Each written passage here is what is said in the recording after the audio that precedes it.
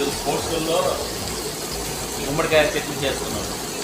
ముందుగా పెనం పెట్టేసి ఆయిల్ వేసి పోపులు అంటే శనగపప్పు, మినపప్పు, ఆవాలు, జీలకర్ర, చిన్న మెంతులు వేసి తర్వాత ఎండుమిర్చి, పచ్చిమిర్చి, ఉల్లిపాయలు ఆప్షనల్, అది మనకు నచ్చితే వేసుకోవచ్చు, లేదంటే లేదు.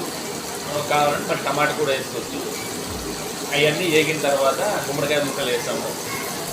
గుమ్మడికాయ ముక్కలు బాగా వేగిన తర్వాత చిన్న పసుపు, కలర్ కావాలనుకుంటే చిన్న కారం వేసుకొని సాల్ట్ వేసుకొని బాగా డీప్ ఫ్రై చేసి చల్లారిన తర్వాత మిక్స్ చేసుకుంటే అదే గుమ్మడికాయ చట్నీ.